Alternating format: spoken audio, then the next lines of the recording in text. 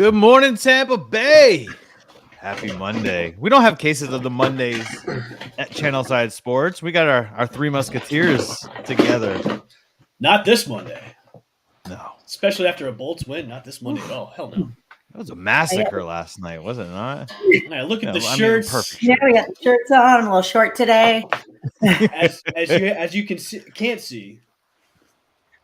I have my lightning hat on too, so don't worry about that. We all got the memo. That's this case in point right there, man. It was fitting after last night. I mean, when you start off fast like that, I mean, wow. Oh, absolutely. Yeah. Absolutely. You start off, Steven Stamkos had a goal literally 1 minute in. And I think that's kind of, that's kind of where you need to be. If you're the Lightning, you have to start fast. You have to play with a sense of urgency. And it's shown in the games that they have won. They've started off fast. The games that they have lost, they've started off slow. Also, they're only winning even games. They're not winning odds. It also really sets the tone for the game, too. When you start off within, what was it, 90 seconds of the game, you have a goal like that. That sets the tone for the rest of the way, especially for a game like this where it's kind of elimination game for them. If they don't win it, you're out. So coming off that last game where they started off with so many penalties instead of coming off the bat with the goals. And that's what they need, is that veteran leadership to come through. These guys have been on these Stanley Cup teams. And so you have a team full of veterans, So Stamkos coming out, really making a statement there with that goal. And, they're great off a loss in the playoffs. So, and of course, against, the Maple Leafs, which we don't really like those Toronto fans. So it's America's set. Exactly. I know you were talking about it on Friday with Blue Jays fans, but, they're all the same. Yes, they are. Yeah, absolutely they are. Ross Colton scored twice. Andrei Vasilevsky had 22 saves, and the Lightning got off to like a huge fast start to really make it now a series. It's next game's do or die, right? The first round. Yeah, it's a best of seven. My bad. I thought it's a best of seven, but here's the thing: is like I said, the Lightning are winning all of the even games. You're going to get to game 7 before you're going to get to game 8 because there's no game 8. Yeah, but so Danny, come on, that's all like superstitious stuff. They're only winning the even games. No, come on, man. That's the way that it's played out thus far. True. They are now 16-0 following a loss. That streak is still intact. They're 11-0 now when Victor Hedman has a point in the playoffs. So, the hot streaks are continuing. So. Listen, if they win Game 5, are you going to stop thinking about that? Oh, 1,000%. Okay. That's why for me, Game 5 is do or die for them. Okay. That's why I'm saying that's absolutely must win. It does not help the fact that Hard Rock Sportsbook has the Leafs favored to win Game 5, but it's a fairly close money line, so it's and that's what you want to see when you're in the playoffs. Though, as a fan of hockey in general, you want close matchups. Yeah, you don't want them to be dominant the whole way through, and then they go to face Florida or Washington, which are both playing really well. So you really want them to get a little bit of testing, a little adversity under their skin, as opposed to this team who's been so dominant the last 2 years. It's kind of nice to have that where they can't just come out, they have to play with a little bit of a chip on their shoulder now. I want this. I'd rather see this series be close than a blowout for them to sweep, because this sets the tone for if they make it past the first round, if they go and face either Florida or Washington. I want Washington. You know what? I don't care. I want them both, Washington or Florida, because those are the two. The Capitals are the Capitals, but Florida's always been that team where they think they're like the best team in Florida, and they're not. So I want them both. Stamkos, Bellemare, and Pat Maroon scored twice, and then we also had goals from Andre Palat, and it was like a massacre last night. I can't even name off. There's too many names that scored last night. There's too many. It was, and Thunder Alley was absolutely insane.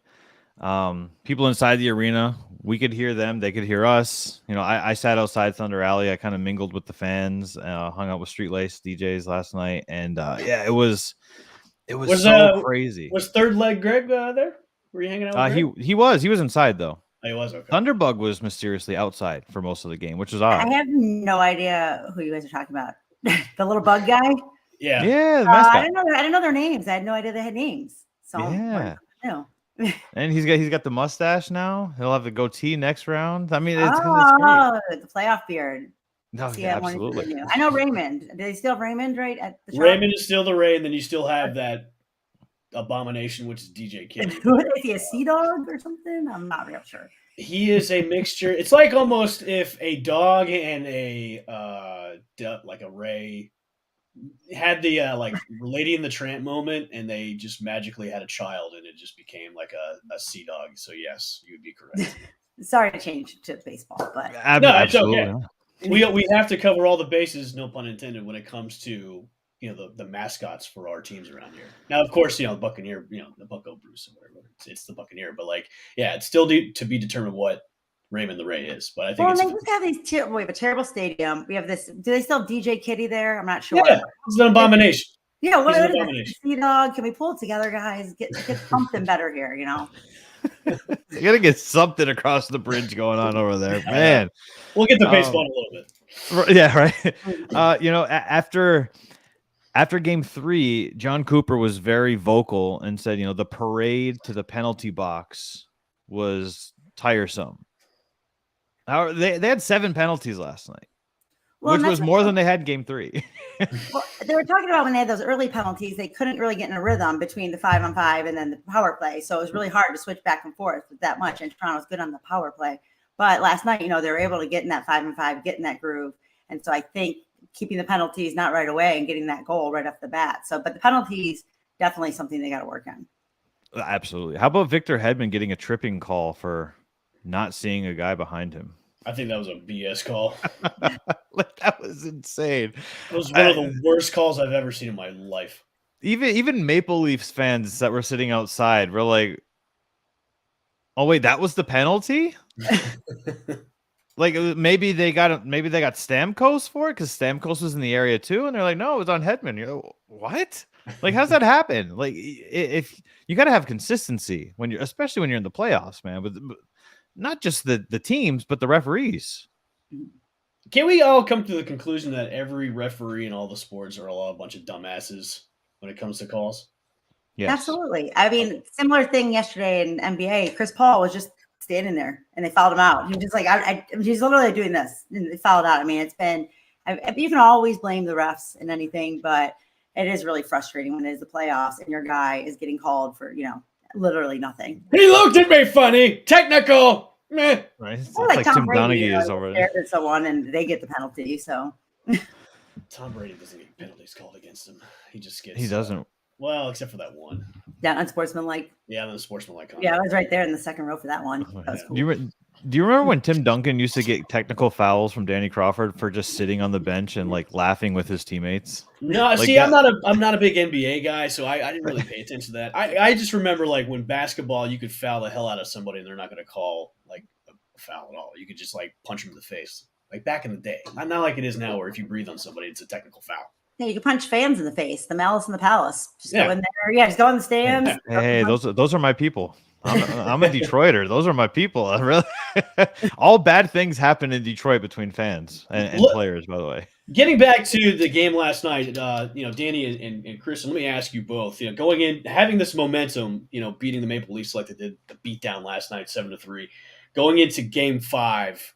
I mean, is this going to translate into another victory, or are we just going to be maybe we scored 7 goals, we're going into Game 5, and then they're just going to fall flat like they did in Game 1? I don't think they fall flat, but I think it's not going to be as dominant. I think they needed to come out with that dominance. They needed to show that. And Stamkos' first goal of the postseason, shake the rust off. Maybe he'll start getting something going here, but I don't think it's going to be 7 goals by any means. I think that they're going to Maple Leafs are going to come out to play. But I do think that the Lightning will take this game. I think they have too much talent and too many guys that have been there before to not win this game. Okay. Danny, I agree with you. I 100% agree with you, Kristin. I think that they've got to clean it up on defense as well. You have to look at every game that's been won, whether it's been the Leafs or the Lightning, there's been at least 5 goals scored. If you're letting 5 goals come in, the chances of you winning a hockey game are pretty slim, and it's going to be hard. That's my big take home is you got to play tough on defense. You have to play with that you have to play with the sense of urgency. You don't have to score a minute and a half into the game, but you've nice. got to. Be nice. Oh, absolutely. Yeah. But you've got to wait until, or you can't wait until the third period like they did in game 3, where they're like, okay, now we're awake. Right. So that's my big take home. What do you think? I look at it this way. I mean, they came out fast and they came out strong you're coming out like that. I think doing that every single game, and I don't think Toronto was expecting that at all, just to come out just like that. And I think if you're going to be doing that, you got to do that every single game the rest of the way. You have to, because that's just going to knock Toronto off their socks, and they're not going to have any kind of confidence going into it. Because I think this might have knocked them down a peg a few, losing like this, like losing big. So I think going into game 5, Tampa's really got to keep the momentum going like they did, this past game, where they're coming out strong, they're coming out fast, and they're coming out tough.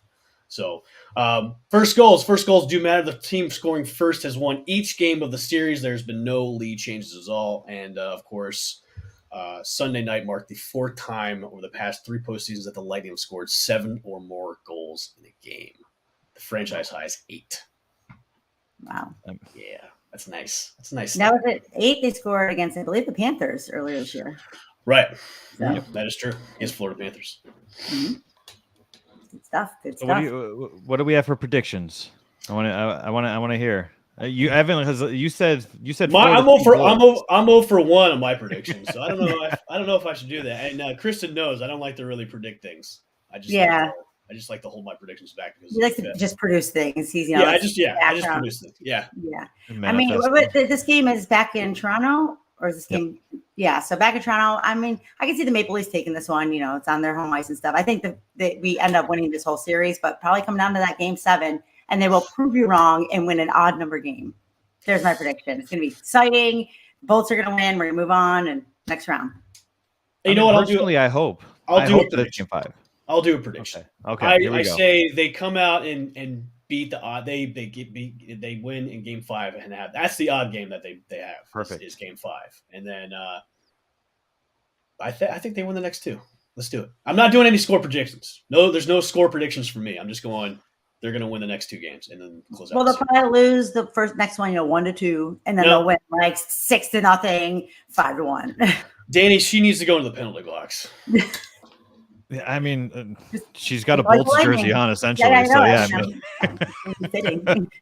Predictions. Is it a minor or a major though? What are your thoughts, Danny, on the rest of the way? We going to close it out the next 2 games, or are we going to go all the way to game 7?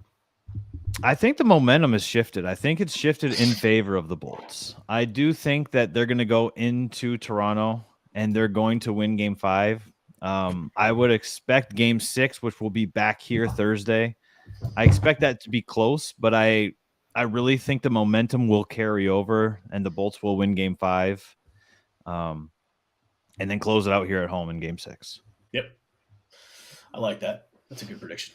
I like it. Like you, I will not throw out a score prediction. I've never been a score guy. I think so too. I think that jinxes it. If they're throwing out scores here and there, it's going to mess things up. So I would just say, hey, they win the next 2. No, yeah.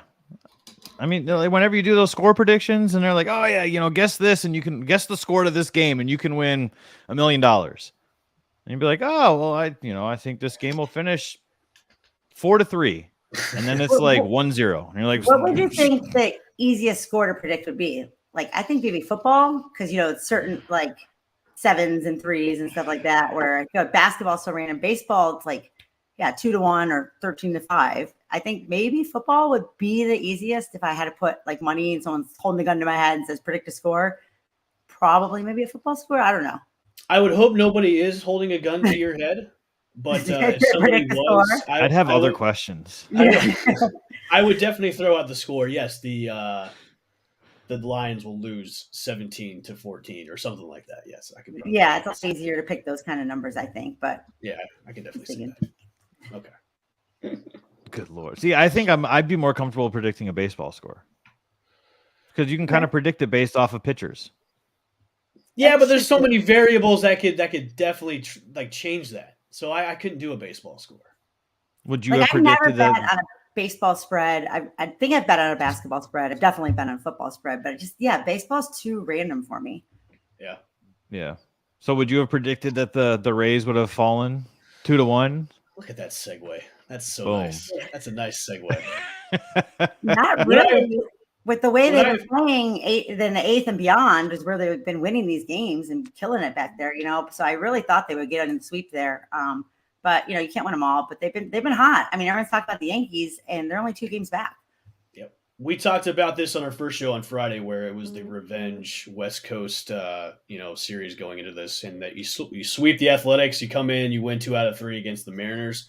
I mean, it's a good way to go into Anaheim against the Angels, led by Ohtani and Mike Trout, which the Angels are in first place, which I didn't even know about until yesterday. Actually, I read something. It's the first time in history the Yankees and Mets and Dodgers and Angels are all in first place. And ESPN loves it because all this weekend they've been doing nothing but graphics going, oh my God, the California teams and the New York teams are in first place. It's like the first month of the season, for God's sakes. Like, get over it. The Angels are in first place by half a game. Nobody's really running away with this right now. I need to give – this is going to sound disgusting. Here, I'm going to give ESPN a little wet nap so they can wipe off their mouths from sucking off the New York I teams. thought that was going to be like a dirty tissue. So No, it's not not at all. Not at all. Evan's very excited to do the show today. Well, I got a full night's rest. I haven't even had coffee yet, but I'm in rare spirits. It is Monday, of course. So yeah, you are spry this Monday morning. Also, by the way, it's good to be back. I mean, I haven't worked together for a long time on another show, and it's been about a year since we've worked together, and my first time working with you, Danny. So absolutely, awesome. Yeah, glad to have for you sure. back Glad to have you on the team. Yeah, yesterday was a little frustrating. They did have a lead going into the 9th with the solo home run by Manuel Margot, who's been on fire this whole series, like this whole West Coast trip. He had the Grand Slam on Saturday night, and hitting that solo. I thought, hey, our bullpen could close it out, especially with Kittredge on the mound. Of course, that wasn't the case where Abraham Toro hit that solo home run that tied up the game, and then losing in extras. It's one of those losses where it stings like a bee sting, but you kind of have to get over because you did win the series overall, and now you got to move on to the next one. So it is frustrating, but the good takeaway. Yarbrough looked a lot better in the start than in his first start. So you got to look at the positive things here. Margot's still hitting pretty well. Yeah, Yarbrough looked good. And then who do we have today? Springs today. Yeah. I mean, his start yesterday. I think he went. He did 4 hits, 4 strikeouts and a walk, and 5 scoreless innings. So that's pretty good. I mean, usually Yarbrough with me, it's like a love-hate relationship because he has a strong start and start in the rotation. Then the next game he gives up 8 runs. It's like, dude, what are you doing? Be consistent. We could use him as the bulk of the innings, but it's frustration when he is really terrible. But yesterday he was pretty good. So yeah, because his first start he had 3 innings with 5 runs allowed. So I mean, right. It's definitely better. But so next game he'll probably give up another 5. Yes, exactly. Going back to Margot, he went 2 for 3 and finished 5 for 11 with 3 home runs and 8 RBIs in this series alone, and including the Grand Slam on Saturday. I'm sure he loves to play the Mariners now, going the rest of the way. So. Yeah, what's his average now? I feel like his average just shot up during that series. I don't you shouldn't have said that to me because I don't have his stats up. 325 average. He's 11th in the league he's also tied for 12th with 20 RBIs. That's pretty damn good. Mm-hmm. Absolutely it is. I mean, if you're going to lose a game, right, on this series, they're 6-1 on this road trip. Mm-hmm. We called it, you aptly dubbed this the West Coast Revenge Tour. Yeah. On Friday. And if you start off this series 6-1, and then you're going to head into playing against the Angels, who are also, they're first place in their division as well. That's a great way to start. And we said this on Friday as well. Don't push the panic button because you see this is what happens right here. They're 7-3 in their last 10 games. Yeah, but Danny, Rays fans, especially the ones on Twitter and Facebook groups, they like to push the button no matter what, even if they lose one game and they're still in second place. It's very true. You could start the season 0-1. You're like, oh my God, it's over. They suck. Remember the Rays of years ago, and all of a sudden, they're winning. So now we lose one game, and it's the end of the world. Most people don't remember that the Rays were very, very bad when they first came to the season. First came into the league, they were so bad. Most people don't remember that because for years. I mean, years and years of terribleness. well, this and me and Danny talked about this is the high expectations because you won 100 games last year. Thought you're probably going to go to the World Series again, but failed to do that. But still, going into this season is okay. How are you going to build off a 100-win season? Are you going to be able to top that? Are you going to be able to maybe go past the first round of the playoffs? So, I mean, I think every single year is Rays fans expect like that, like they put them on the plateau. It's like, hey, we need to top that season last season. How are we going to do this a lot better? How are we going to top that? Because going back to the World Series 2 seasons ago, when you come out, oh man, we won 100 games, we're going to win the whole thing, and then falling flat in the playoffs. It's like, okay, most Rays fans are like, what have you done for me lately? It's like, well, I mean, they've put on a great product. You just have to go to the games now. So, I mean, every single year, it's for most Rays fans, it's World Series or bust. Which it is. I mean, we haven't won a title yet, so it should be like that every single season. So yeah, that's my 2 cents about it. Going into Anaheim, I mean, thoughts about this series? They play 3 against the Angels, and then they come back home against who do we got coming up? We got Toronto and then Detroit, right? Yep. Detroit, Baltimore. Yeah, flip-flop it. I think Detroit's first, then Toronto, and then the Orioles too. So I think going into the series, it's you're going against the first place Angels, which that hasn't been put out of my mouth for a long time because the Angels have been so bad, but now they actually have a great team. What do you think about the series preview against the Angels, Danny? I mean, they've scored 40 runs so far on the series. The bats are alive. They're not leaving a lot of stranded runners on bases, and I mean that's always your biggest indicator of success is being able to produce runs. You said Manny Margot is having the series of a lifetime right now. The West Coast trip, it's like he went to Hollywood here. Like you couldn't write a better script so far. Right. I tell you what, though, I mean he's definitely earning his money. I mean they gave him a big contract, so he's definitely earning that the millions of dollars they gave him. So that's a good thing. Yeah, they're two very similar teams stat-wise right now, like ERAs, runs, are very, very similar teams. But Joe Madden, revenge games here, I guess, if you No, there's no revenge with Joe Madden. I think he left on good terms. I mean, went to the Cubs and, won a World Series. I mean, I don't like to talk about that sore subject. I know. Still, I don't think there's I think right now they have Syndergaard going today, and he's given up. He hasn't been great in his last 3 starts. He's had 7 earned runs, so I think they have a good chance to get at Syndergaard today. I'm excited to see the Springs. He's moved up in the rotation because Fleming was demoted. He's got 14 strikeouts. He's hoping to go 5, I believe. He's only done 3.5 innings so far. So I think the Rays coming into this with these hot bats, this momentum. Ji-Man Choi, the return of Ji-Man Choi. I don't know if he's playing today, but they went 8-2 without him. But when he went out, he was playing great. He had 15 games, 357 average and stuff. So the Rays are trending in the right direction. So don't let last night's loss bite you in the butt. I don't think they're going to sweep this series. But I think that they will win probably the whole series, which they've been good at winning the series. I think they've won 7 of the overall series this year. G-Man was in the lineup yesterday. He had 3 strikeouts, but that's a good sign for him to be back. Jeffrey Springs will be on the mound, who's going to be more of the bulk pitcher today. Kevin Cash wants him to go at least 4 before dipping into the bullpen against the Angels. I think this will be a fun series because, as you said, Kristin, these 2 teams match up pretty well, especially going against Ohtani and then Mike Trout and the rest of that lineup for the Angels. Are we facing Ohtani? I hope not, because I think in this game 2 or 3, I believe we are. Yeah, he'll be in this series. Like Kristin said, it's either game 2 or 3. Okay. Yeah, so we'll take 2. We'll take 2 out of the 3. 2 out of the 3. That's fine. Which they seem to be doing. I mean, they swept Baltimore, they swept Oakland, and other than that, they've done 2 and 1 pretty much. But it should be good. I mean, Trout's fun. The Taylor Ward has been playing out of his mind too, so I expect a lot of scoring in this series.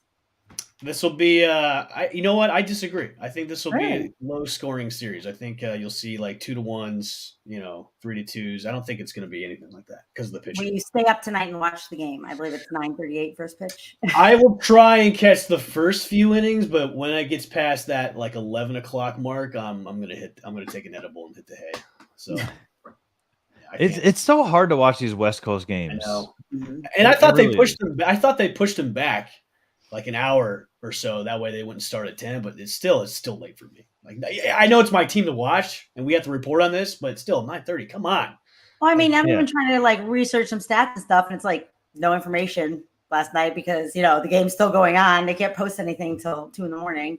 I'm glad yesterday's game was at least like an afternoon, late afternoon game because and these, I can't do it for the West Coast. I can't. It's no terrible. And then they come back. We got a great Memorial Day series coming up. 4 games at the Yankees on Memorial Day. Are you going? Yes, I do have I have a 4-day weekend. So yeah, I'm going to try and probably go Friday. You can go to all 4. That's not a bad idea. But my wallet. Your wife would love that. Yeah. I know. She'll be like, no, that's not happening. No, I'm going to try and go to work. Work stuff, Yeah, there you go. I'll try and go to the Friday game and then the Monday game since those are the days off. So yeah, I can't wait for the Skankies to come down. Yeah, I'm looking past all I like LA, but I'm looking past the next couple of series. I'm really excited for that. For New York to come here and. Well, I think the one series that especially me, that I'm looking forward to is the Blue Jays series. That way, I can, hear a crying Taylor Maville in the background when the Rays. I was wondering who's going to get his first shout out today. I know, right? Well, and the Yankees have they play Baltimore twice before they play the Rays, I believe. So they could, separate themselves a little bit there. Well, no, because they had struggles with them last time they played the Orioles. The Orioles actually won the series against the Yankees early on in the season. That's when the Yankees fans are crying, "Oh my God, what is going on?" And then all of a sudden the Yankees turned it around in their first place, and the Yankees fans are still crying over stuff. But yeah, they're tune-up series against the Orioles. But you never know; the Orioles could give the Yankees trouble. That would be nice. Yeah. It's possible. I mean, the Yankees are only 2 games up. Yeah. So in Baltimore, if you could do us a solid, that'd be great. Absolutely. Please do it. Yes, please. So I have a question for you guys. I want to tie this back to Seattle before we move on. And we're going to talk about the weird stadium food. I don't know if you saw Trisha Whitaker. I didn't see it yesterday. No, do we have a picture of her eating some weird food? We don't. I was actually told by Bally specifically, please do not show our clips. I said, okay, that's fine. No, but eventually we will. Okay. So they ate chili lime flavored fried grasshoppers, which are available in Seattle at the stadium. Okay. Yes. You had me chili lime. I was like, that sounds good. You had me there. And then it kind of just tapered off. Yeah. It's kind of weird that you said it because I had chili lime corn nuts over the weekend. And to me, if I bit into a grasshopper that had chili lime flavoring, it would taste like a corn nut. So I'm down. That's fair. I would eat them by the handful. So yes, I would. How big is a grasshopper? Like maybe an inch or 2? I mean, probably like that big. Like, does it get some meat in the middle, or is it going to be all crunch? I'm wondering. We got to get Trisha. We got to. These are like pre-fried like grasshoppers, so it's got that good crunch. I mean, obviously, you might get like a leg that sticks into your teeth, so you might have to pull that out, or maybe your wing. But the first person was like, "Yeah, I think I'm going to fry this. Look at this grasshopper. Let's fry this. Put a little chili lime salt on there." I mean, you can fry anything. Yeah. I did go to the fair. I'm well aware of that. You dry them out a little bit. You put a little coating on it. You put them in an air fryer for a few minutes, and bam, you've got a crunchy, tasty snack. So are grasshoppers like big in Seattle? Is this like a? I don't know. Yeah. I have no idea. I like if it wasn't for that video, I would have had no idea. Okay. If it wasn't for them doing it. Now, I did find it funny that Manny Margot was sitting in the dugout with them, and he kind of did like the Christmas Vacation thing where he took it and he flung it behind him, but then he sold it, and he's like, "Oh God, like, what are you doing?" But then he hit a grand slam, so all's forgiven. So I look at it this way. I mean, it's a tasty treat. Why not? I mean, I'd try it. Tastes like corn nuts. I'm down. All right, I'm ordering some next show. Do it. I'm gonna. We'll all eat them live on camera. I'm okay with that. I'm not gonna back down. So that could be a segment for any listeners. Send us weird stuff that's available at your stadiums, and we'll eat it. I like that. And Danny, we should put up a poll saying, "Would you eat chili lime flavored grasshoppers?" Yes. I think we will. That's a good Twitter poll. Yes, I agree. I totally agree. There's not much news going on in Buccaneers world right now. There's just not. It's that lull period of the off season. OTAs, rookie minicamp, mandatory minicamp. They all start next week. We're all awaiting the schedule to be released Thursday, Wednesday. Whatever day the 12th is. I haven't finished That's Thursday. my unnamed energy drink because they don't sponsor the show. But yeah, Thursday's going to be a great day. I'm excited about that. I was looking at the schedule, just the coming up, and I was looking at Brady's record, and he's got a winning record against every team we're playing. The only two teams he's got losing records against are the Saints and the Seahawks, surprisingly, where he's 1-2 and he's 4-5 against the Saints. So after this season, he could have a winning or tied record against every single team in the NFL, because he does. The fact they play Seattle this year, in Germany. How long of a flight from Seattle to Munich is that? Isn't it like an 18-hour flight? I was shocked. I heard you guys. I listened to a little show Friday, and I heard you talking about the Munich thing, and I was just shocked they picked a West Coast team to go to Germany. It's kind of weird, right? Let's see here. Flights. Yeah, I mean, I guess it depends on when they plan on arriving. Wow, that's not bad. New York the week before or something like that. That's not bad. I thought it would be longer than that. So a flight from Tampa to Frankfurt, Germany, is a 9-hour flight. Oh, okay. That's not terrible. That's Tampa. It's like going. Seattle be a lot. Yeah, that'd be a lot more. That's terrible for Seattle. Well, actually, I don't care about Seattle. I mean, they can take a long flight and be exhausted on the plane. Come on, and lose against the Bucs. But yeah, I mean, they're going to lose, even if they were healthy. They have a great schedule for home schedule for us watching. I think they have a pretty tough schedule. A lot of teams with winning records coming up. They play the Rams. The Rams revenge game. You got Patrick Mahomes coming here. You got Aaron Rodgers coming here. You got Joe Burrow coming here. Like quarterback central. So I'm super excited to go to some of these games this year. I'm really excited to see this Cincinnati game is one of my favorites on the schedule, to see the GOAT versus Burrow. And then the 49ers game, you may have Jimmy G against Brady there. So there's a lot of good storylines going into this season. I'm really excited to see what the schedule is. Kristin, out of all those matchups that Brady has coming home, like that's like a murderer's row of quarterbacks. Which one are you most excited to see? Well, I saw Stafford. I saw him last year. I was at that playoff game in the second row. It was amazing. I would like to see Patrick Mahomes in person. I haven't seen him yet. Just he's exciting. But I gotta say, I would Joe Burrow. For some reason, I knew you were gonna say Joey.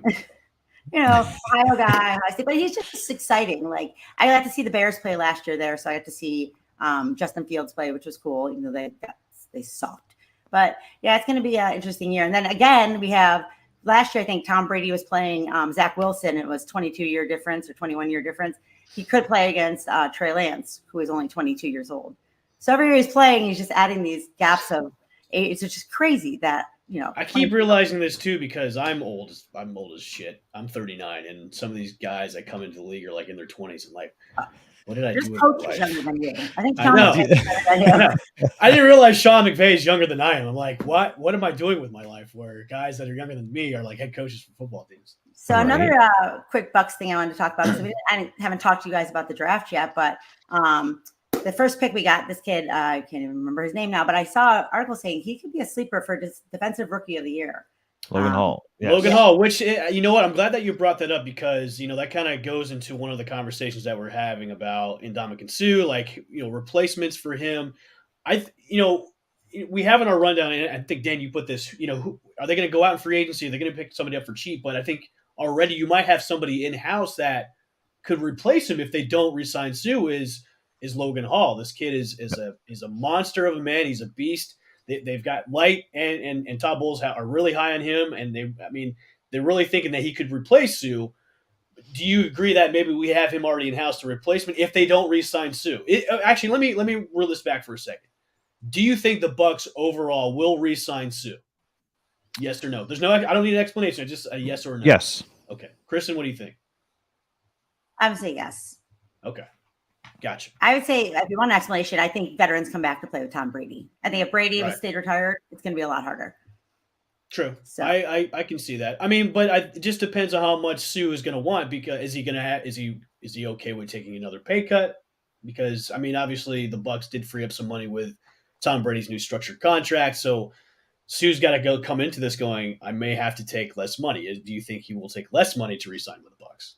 If I'm him, I do. I'm at the end of my career. I live in Florida. I'm playing with the GOAT. I have a great chance to get to the Super Bowl. I don't, where would he go? Why would, I just see these guys at the end of their career It's but I mean, True. for money talks. So if someone's going to True. pay him, he may end up. He is 35. So I mean, it just depends. If there is there a market out there for a 35-year-old defensive back? Not at $9 million. Yeah, exactly. So he might have to say, "Listen, I'll take 6 for a 1-year deal with you guys, and maybe close out my career after this because I'll be 36." It just depends on his health too. Because if he still wants to play, he might have to play one more year with the Bucks and then test the market after that. Or give him some incentives, Yeah, you could restructure it as, okay, you could have this many tackles, this many sacks, and we'll give you on top of the whatever million we give you on your contract, and have built-in incentives. You could do that. Well, going back to your question about is he in the house to replace Sue, I think absolutely. I think they were going to target him. They saw they could trade down and still get him. I think they were going after him the whole time. And I think they had a great draft, adding some more picks in the end, filling some positions that really needed some help there. So it's going to be interesting. I think overall I'd give them a B+, A- draft, and excited to see what they do. I mean, and with Todd Bowles, it's really going to be interesting to watch the Bucks this year. Danny, with Logan Hall there, and the lingering question if they're going to re-sign Sue, if they don't, do you think Hall would be the best replacement for him? As long as he performs as we're expecting. Okay. Obviously, he's a rookie, so you expect there's going to be maybe a little complacency getting used to NFL game speed versus college game speed. Right. He was in the 90th percentile in 40 time at the combine. So he's fast. He's very fast. Where did he run? Like 4.5? Well, I think it was like a 4.58, something like that. And he's 6'6" and weighs 280. Yeah, which is ridiculously fast. Think about that coming at you. Like, no, I don't want that mountain of a man on top of me because that would hurt so much. That's 6'6" and 280 pounds. No. Yeah, you're going to see a lot this year. And, the Buck scouts know what they're doing. When they drafted Wirfs, I mean, they just really know what they're doing there. But yeah, I forgot to tell you, Evan, we should be taking a trip up to Cleveland. The other game on the schedule that's not home in my home stadium of Cleveland, the Bucks are traveling up to Cleveland this year, which really excited for that game. Led by we don't know who yet. It could be Deshaun Watson. It could be Jacoby Brissett, or even Baker Mayfield. Could be me. Could be you. Could be you. Could be me. Could be Danny. Could be anybody watching. Not with my knees. No, not with my knees. No. That offensive line's not good enough in pass protection for me. How are you going to have an unhappy quarterback? It's just we'll get to the Browns another day. But that is exciting. That's something that I brought up last show was, why not trade for Baker Mayfield to bring him down to Tampa? Because 100%. The Browns would eat his contract. You can come down behind Brady for a year, and then you have your quarterback waiting in the wings instead of having Trask and Gabbard. So I think it could be. I think it's a great fit. I've heard that a couple times this offseason, and sure, you guys can have him. I don't know. So you start doing Raymond James ads instead of progressive ads, I guess. Yeah, I do like the ads. I will miss the ads when he leaves. Danny, I want to go back to you. Besides Logan Hall, what other replacements do you see? Replacing Sue if he does a re-sign with the Bucks. I really agree with Greg Auman. He talked and Pewter Report actually. They both brought this up. Sheldon Richardson is a veteran player. Okay, he can at least train and kind of show Logan Hall the ropes. And not only was he graded higher than Ndamukong Suh last year by PFF, he was also a third less in a salary hit with a $3.6 million contract. It's not bad. So, I mean, if Sue's not willing to take a pay cut, you've got a solid replacement who's probably at the point of his career where he is also wanting to chase a ring as well. Yeah, he's 31, I think. Yeah, he's 31. Which is, I mean, obviously is still young. Yeah. Because that makes us all feel ancient if 31 is old. But I've been playing since 1990. I've been hearing that name forever. Right. He's always been a quality player, just always there, good stats, keeps his head down, works hard, doesn't make a lot of mistakes. So I can see something like that. I like that because you could probably get him relatively cheap too. And he played with Todd Bowles. A lot of veterans. Yeah. These guys like playing, and I like their drafting these defensive guys too to learn because the Bucks are going to look a lot different next year. You could get Richardson for cheap, and then you could still have money left over if, per se, Gronk wants to re-sign. Yeah.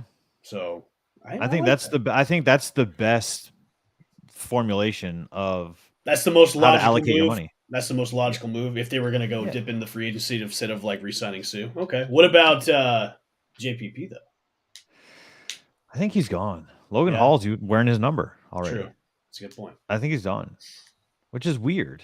But it's weird to say that though. But I think JPP's been kind of hinting towards retirement, anyways. I mean, he's got his ring. I mean, he's got it. He's got all he needs now. I mean, I think he could just ride off into the sunset with his hamburger helper hand and just he needs 2 more fingers, but right. I mean, he can't. Maybe he doesn't want any more rings then. Anyway, so.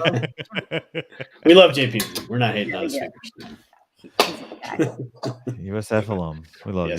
Go Bulls. So before we wrap it up, I want to talk about the Tom Brady trolls, because this is something that not just him doing it, because Tom Brady trolls with the rest. How many times have we seen a 28-3 jokes like hidden in his? You may not have seen it, Evan, because it's on Instagram, but there's so many times where he's just kind of like trolling the internet. He did the same thing with the Miami Dolphins thing, where he was in his TikTok video with his children, and then he left, and there was Miami Dolphins colored stuff on the wall behind him. But as far as like social media fans, and I get it as social media fans, you kind of take it with a grain of salt. But like some of the things that I like really wanted to highlight is basically 2 quotes. The first one is "win a real ring." What does that mean? Like they're saying to him, "Win a real one." Yeah. What does that mean? So it's crazy to me, because it's not like he won it in the bubble like LeBron James did with the Lakers. Yeah, exactly. And he won it with a second team, with Belichick or Brady, and then he went off and won one. Yeah. It's like LeBron going to the Heat, ring chasing to get these veterans, but he already won so many with everybody. What people are saying this? Are these like old Patriot fans that are saying this, or is it just people in general? Just randoms. And I think maybe there's just trying to grab attention, say it for likes or things like that. But it's really strange, because before Tom Brady came to Tampa Bay, I'm not going to say I was a huge Tom Brady fan. I respected what he did. I didn't like the Patriots, though. I don't think anybody really liked the Patriots or anybody that was associated with them. Patriots fans don't even like the Patriots. Well, they do now. Now that they're okay. Not when they had Cam Newton, but no. When you got Mac Jones in there, they're okay with it. Yeah, for me, it's weird, because he's won real rings. I don't understand the context of it, but it's so often every time he posts on Twitter, scroll through and you'll see it 30, 40 different times. Like, win a real ring. What is that? What the hell does that mean? They're probably just trying to get a response. Look, you know what? Back at me. Maybe they're going back to a few of the Super Bowls that he's won, because a few of those came down to a kick. Maybe that? Because I just can't see the logic of how you can say win a real ring when he's been to the Super Bowl plenty of times and he's won 7. Yeah, more than anybody.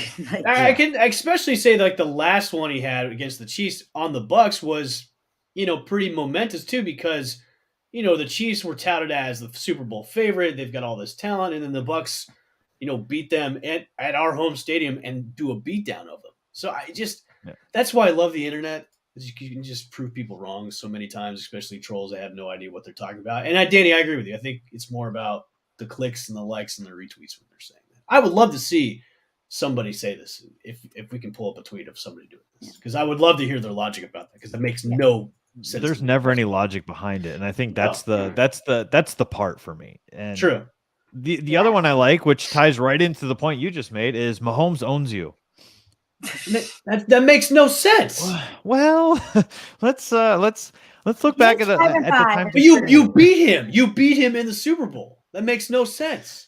And he beat him in New England. Honestly, the only quarterback who ever owned Tom Brady was Drew Brees, and Eli Manning. And Eli Manning, yeah. Right. But I was looking at the numbers actually. Since Brees and him played their last matchup, Brady's played about 2 more seasons. He is just blowing him out of the water, like 10,000 more yards. He's taking over every single record that Drew Brees held. This guy's number one in everything. I don't like the guy, but I'm not a Tom Brady fan, but I, like you said, totally respect what this guy does. I mean, it's insane. I'm looking at the numbers. Nobody will ever catch this guy in history, any of these stats. So these trolls talk, that's the thing. You can pull out numbers. Well, here's all 7 of his rings. Which one's fake? Where's your numbers? But I can't stand internet trolls. They are the worst.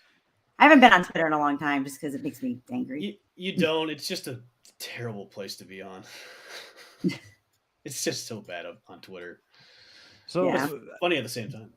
Do you think that Tom Brady is, whether we're pretty confident thinking that he's going to be gone from Tampa after this season? And I think everybody is kind of understanding that. He's got are they though, Danny? Are they though? Are people really understanding that? Because I don't think they for are. Whatever their motives are. I feel like everybody should. Okay, I'll rephrase it. They should be preparing for that. Okay, but they aren't.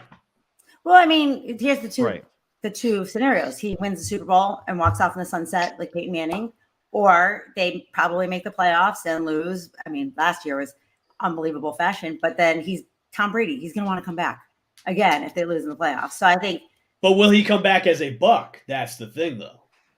That would be crazy if he could go somewhere else and get a ring somewhere else as well. But if there's a good situation for him, maybe leave. But I don't know. I think he likes it here. He likes Tampa. I think he really liked Arians, and Arians worked with him to, step down and get a coach he wanted. And if he goes, listen, and this is the whole rumor mill that happened like on the offseason too, was the Miami thing. If it doesn't work, if he doesn't win the Super Bowl here this year, and if it doesn't work out with Tua and all the talent they put around Tua this year, I could see Tom Brady going to Miami with all the rumors that were all right. Even though if some of them were BS or not, I could see him going down there because why would you want to leave Florida anyways? You got a great state tax and there's no state tax. And then he's got a house down in Miami, doesn't he? Yep. So, I mean, why not go down there? Yeah. So I think that might be the scenario that might happen if that's what transpires this year. If he doesn't win a Super Bowl in Tampa, he'll just be like, okay, my last year, I'll go retire after Miami and get an owner state. You know what? One NFL player that is older than us. We found one. Tom Brady. We are younger than Tom Brady. Yes. So Tom Brady needs like 15,500 yards to eclipse 100,000 career yards. Do you think that that's ever weighing on his mind? No. When he's looking at retirement? No. You don't think so? No. He has every record. Yeah, he's got every record you can. I think he doesn't care about the records at all because he's got so many shiny things on his fingers. Like I don't think he cares about the stats. I think he just cares about the ultimate end goal, which is the Super Bowl. I mean, he's already in the Hall of Fame anyways. He's a first ballot no matter when he retires, first ballot all the way. I mean, I just think as a competitor for him, and I've seen him on interviews, and he just cares about the ultimate prize, which is that Lombardi Trophy. Like stats to some people don't mean shit as long as you get a ring, if that makes any sense. Oh, 100%. Yeah. I feel like he wants the stats though. I feel like he just wants that extra because that's the competitive troll in him. You think he wants that extra oomph so he can just twist the knife even more, like saying, "Hey, I'm still the greatest of all time because I have all these stats now." Is that what you're trying to say? 100%. What was it? The 600 touchdown pass, I believe, at the Bears game or something. I was at the game. He didn't even know. They were like, it was like, oh, what? That was 600. Okay, cool. Like, let's go out there. That's why I don't think it means as much to him as the rings. I mean, the stats to him are like second fiddle to the rings. That's why. I think other players, yes, that definitely matters, but Tom Brady. Honestly, I think defensive stats mean more to than anything to players than they like the offense stuff. Like I think defensive players love the stats. Like, hey, I racked up this many sacks. I racked up this many tackles. Like that's going to go on my headstone in the Hall of Fame. This is going on my stat sheet. This is my body of work as a defensive lineman instead of like quarterbacks. They're divas. We all know this. They want the rings. They want the angle. That's why Tom Brady doesn't care.